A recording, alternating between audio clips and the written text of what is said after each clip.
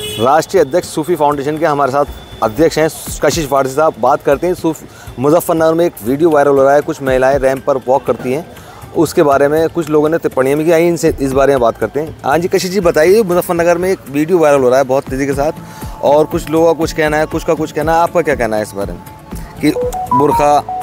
देखिए, अगर बुरखा नहीं होता और बुरखा उतरा हुआ होता तो जमीयत को कोई इतराज़ नहीं होता। बस गलती ये हो गई कि मुस्लिम महिलाओं ने, मुस्लिम युवतियों ने बुरखा पहन लिया, और वो कोई जमीयत का प्रोग्राम नहीं था, बल्कि एक कॉलेज का अपना एनुअल फंक्शन है। उसके एनुअल फंक्शन के अंदर अगर वो बच्चियां उस एनुअल फंक्शन के अंदर पार्टिसिपेट कर रही हैं तो इन्हें क्या इतराज़ होना चाहिए? दरअसल अगर बुरखा उतार दो तब इन्हें इतराज़, नहीं उतर रहा है तब इन्हें इतराज़। इन्हें तो अपनी फतवा फैक्ट्री चलानी है। दरअसल अफसोस होता है कि अब इस तरह के माहौल को, देश के माहौल को इस तरह से ख़राब नहीं करना चाहिए। अरे जमीयत उलमा कह रही है उस पर हम कार्रवाई करेंगे, तो आप उसमें क्या कहेंगे? मतलब जमीयत उलमा क्या देश की सरकार हो गई जो कार्रवाई करेगी? क्या कार्रवाई करेगी? क्या उन्हें इस्लाम से निकाल देगी? वही फतवा फैक्ट्री आ गई। जमात उलमा एक हिंदुस्तान में एक बड़ी कम्युनिटी है और सन 47 से बहुत बड़ा काम कर रही है मुसलमानों के लिए। किसने कह दिया बड़ी है? किसने कह दिया बड़ी है? भाई वो लोग बोलते हैं, आप बताइए। एक बात समझिए, हिंदुस्तान में ख्वाजा गरीब नवाज, हजरत गौसुद्दौला बंदा नवाज, हजरत वारिस पाक, हजरत साबिर पाक, हजरत निजामुद्दीन औलिया, हजरत मखदूम अशरफ समदानी रहमतुल्लाह अलैह, हजरत शाहनियाज बेनियाज, और हिंदुस्तान के जितने भी वली हैं उनके चाहने वाले आप देखिए, दरगाहों के ऊपर रोज हजारों का मजमा लगता है। चाहने वाले उनके ज़्यादा है या इनके ज़्यादा है? बताइए। लेकिन उन लोगों ने जितनी बार कहा बुरखे पे रैंप कराया कि उस तरह से नहीं करना चाहिए था, ये सारी बातें कह रहे हैं, ये लोग कार्रवाई करेंगे हम इन पे। ये क्या चीज़ है? इसका मतलब जमीयत ये चाहती है कि अब मुसलमान महिलाएं बुरखा उतार दें। आंखें खोलिए, आंखें खोलिए, ये क्या चाहती हैं? ये क्या बताना चाहती है? ये सिर्फ फतवा फैक्ट्री है, और इसके ऊपर मुसलमानों को अब सोचना चाहिए कि हमारा वफादार कौन है। देश मुसलमानों के वफादार सही इस्लाम अगर है तो ख्वाजा गरीब नवाज से लेके वारिस पाक तक के बुजुर्गों के यहाँ है, वरना कहीं नहीं है। ये सब के सब फतवा फैक्ट्री हैं। हमारे साथ से कशिश फारसी साहब, और मुरादाबाद से नादिन अहमद की रिपोर्ट, अभी तक इंडिया।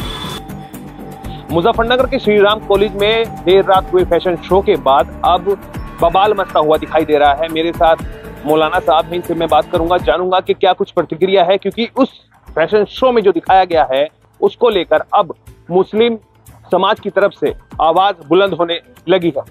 सर आपका स्वागत है अभी तक इंडिया में। जी आपका शुक्रिया, आप तशरीफ लाए। मेरा सवाल ये कि आखिर किस चीज को लेकर बवाल है? देखिए, बवाल इस चीज को लेके हैं कि बुरके को उन्होंने फैशन शो में इस्तेमाल किया है, जबकि हमारा मानना ये है, हमारे मजहब के अंदर बुरके को फैशन शो में इस्तेमाल नहीं किया जाता है, बल्कि बुरका जो है हमारे मजहब में औरतों की शान बान है, और जो है बुरका सिर्फ और सिर्फ जो है पर्दे के लिए इस्तेमाल किया जाता है, ना कि फैशन शो के लिए। तो लिहाजा जो श्री राम कॉलेज में ये प्रोग्राम हुआ है, तो जमीयत उलमा इसकी कड़े शब्दों में निंदा करती है, और ये अपील करती है श्री राम कॉलेज के प्रशासन से कि वो आइंदा ऐसे प्रोग्राम से परहेज करे। ये दूसरे के मजहब को तकलीफ पहुंचाना है, कहीं ना कहीं दूसरे के मजहब को जो है तकलीफ पहुंचाकर और जो है दूसरे के मजहब को उकसाना है। तो लिहाजा हम इसकी पुरजोर अल्फाज में मजम्मत करते हैं। लेकिन देखने में तो यह है कि जो करने वाली थी फैशन शो वो खुद डिजाइनर है, वो मुस्लिम लड़की है, और जो कैटवॉक पर उतरी थी वो खुद मुस्लिम लड़कियां थी। तो अगर आप ही के समाज से कोई लड़की कुछ करना चाह रही है, करके कुछ दिखाना चाह रही है, तो किस तरह का इसका विरोध, किस तरह का विवाद की उत्पन्न हो रहा है? देखिए, मालूम ये हुआ है कि उस लड़की ने, अगर आपने उस लड़की की बाइट देखी होगी, उस लड़की ने बाइट में बार बार ये कहा है कि हमें मनोज सर का नाम दे रही थी वो, कि हमें इन्होंने तैयार किया है, मनोज सर बहुत अच्छे आदमी है, मनोज सर ने तैयार किया है। कहीं ना कहीं उन लड़कियों का जहन को वो जो है साफ किया गया है, उनका जहन को वाश किया गया है कि आप जो है फैशन शो में शरीक हो।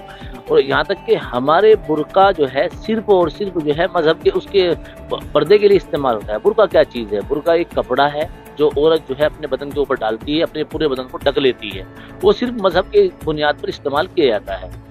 और आपने ये देखा होगा कि कर्नाटक के अंदर जब बुरके के ऊपर, हिजाब के ऊपर बैन लगा था, तो वहाँ की सरकार ने जब वहाँ जवाब दाखिल किया था हाई कोर्ट में, कर्नाटक हाई कोर्ट में, उन्होंने ये कहा था कि हम बुर्के को सिर्फ इसलिए बैन कर रहे हैं कि ये जो है बुर्के में नकल होने की संभावना होती है, नकल की जाती है बुर्के के अंदर।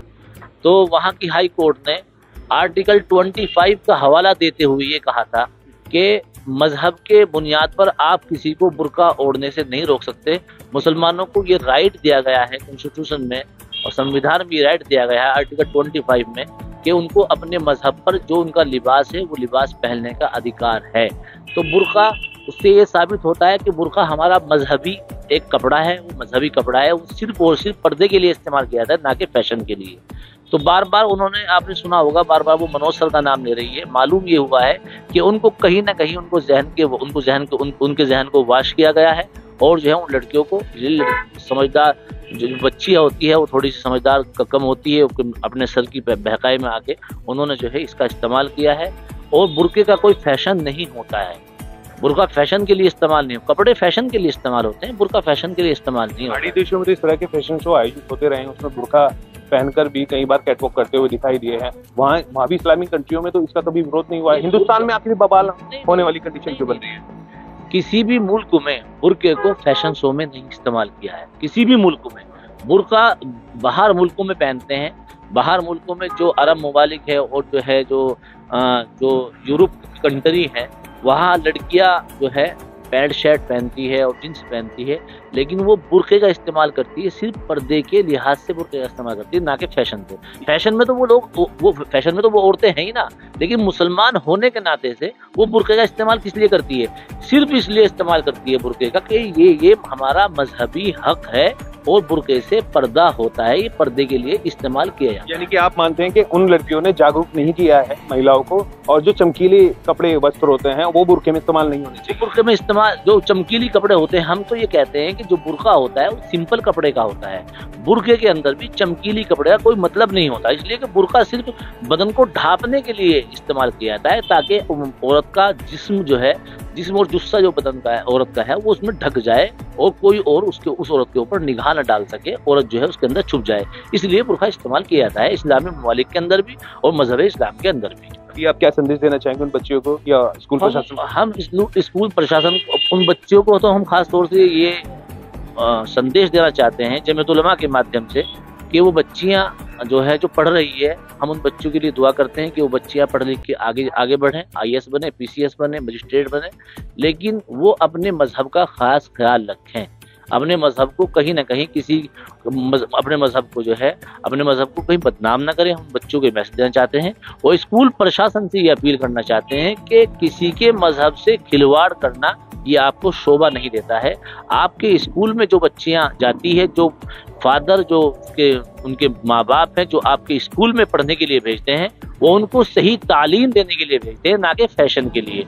अगर आप इस तरह का फैशन कराएंगे, और मालूम ये हुआ कि वहाँ एक तरह का नंगा नाच हुआ है, छोटे छोटे बच्चे भी उस प्रोग्राम को देख रहे थे, तो स्कूल में चाहे वो हमारे हिंदू भाई हो या मुसलमान भाई हो, स्कूल में किस लिए भेजते हैं? सिर्फ इसलिए भेजते हैं कि हमारा बच्चा पढ़ लिख कर शानदार ग्रेजुएट बने, शानदार IAS PCS बने, इसलिए स्कूल में भेजा जाता है। तो ऐसी तालीम से जो आप फैशन शो करा रहे हैं, फैशन शो के और बहुत सारे अड्डे हैं बम्बई में, ये बाकायदा इसका एक अलग वो बना हुआ है। आप बम्बई में फैशन शो कराइए, आप जो है किसी के मजहब की बुनियाद, किसी मजहबी बुनियाद पर किसी के मजहबी कपड़े को आप इस्तेमाल नहीं कर सकते हैं।